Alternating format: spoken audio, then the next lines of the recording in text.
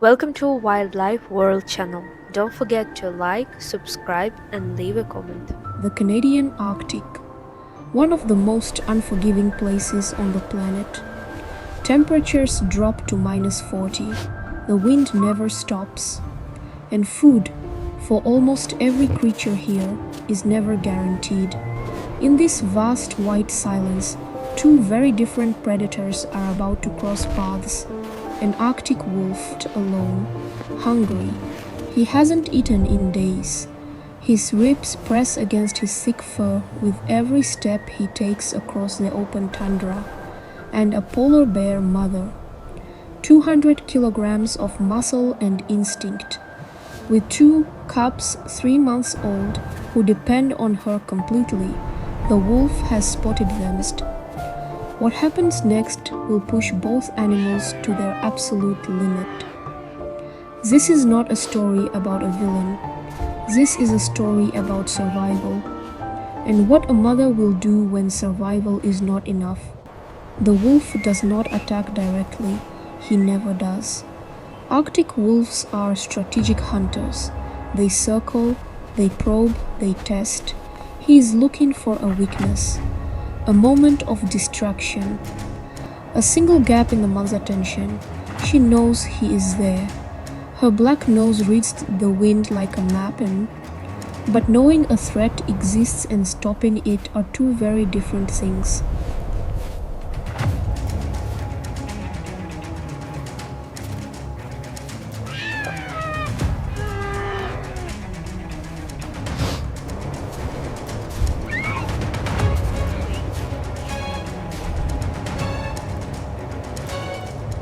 When the wolf moves, he moves fast, not toward the mother, toward the cubs. That is always the target, the small ones, the ones that cannot fight back. In the chaos of snow and speed, one cub is separated in, and in the Arctic, separated means vulnerable.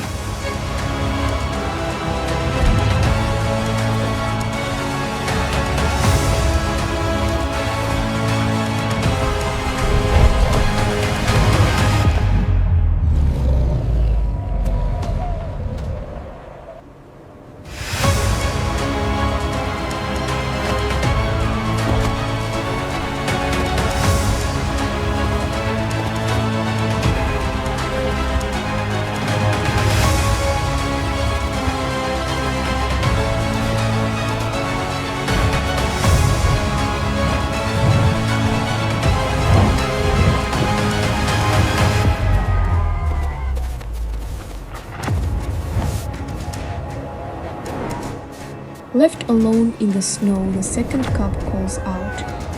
In polar bear communication, distress vocalizations carry far across open tundra.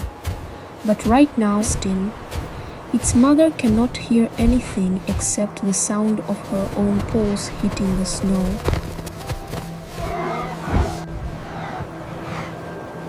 Arctic wolves and polar bears share the same frozen territory across northern Canada and the islands of the high Arctic.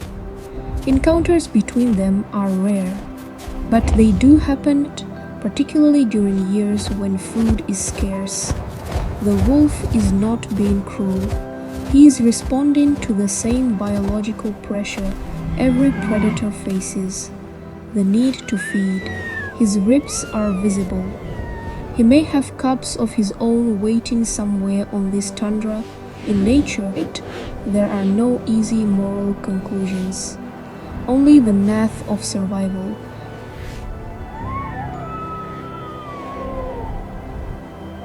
When a polar bear mother reaches her cub after a threat, the first thing she does is not comfort, it is assessment. She sniffs the cub from nose to tail, methodically, completely, checking for injury.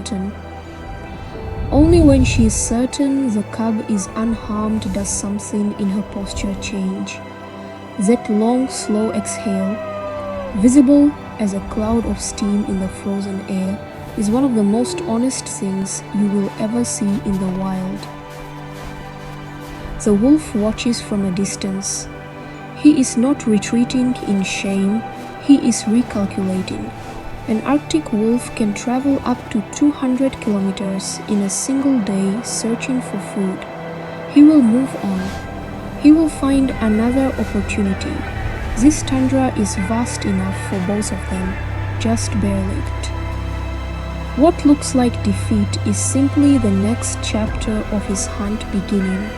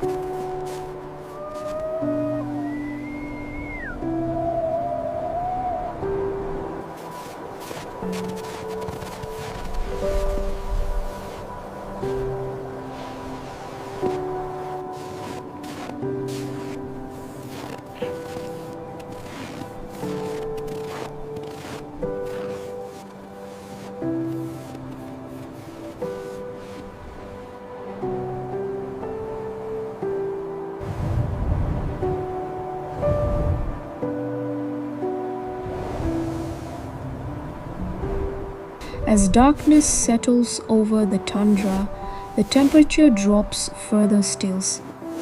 Polar bear cubs at 3 months old cannot yet regulate their own body temperature effectively. They survive the Arctic night the only way they can, pressed against their mother's belly, buried in fur that is among the warmest natural insulation on Earth. Polar bear fur is not actually white. Each individual hair is hollow and transparent. What appears white is simply light reflecting from the surface. It is one of nature's most elegant engineering solutions. And tonight, it is keeping 2 small lives from freezing.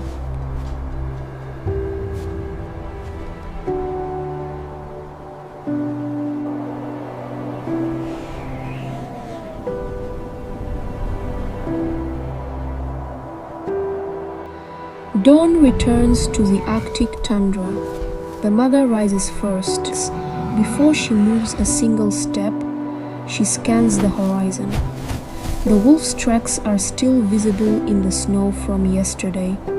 She finds his shape in the far distance, still there, still moving. She does not panic. She does not run. She simply adjusts her direction and continues forwards.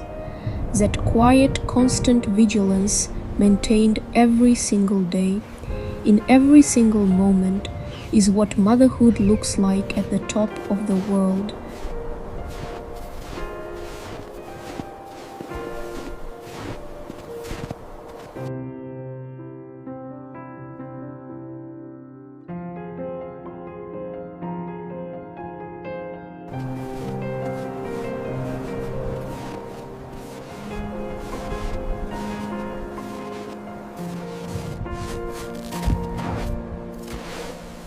The family moves on, together.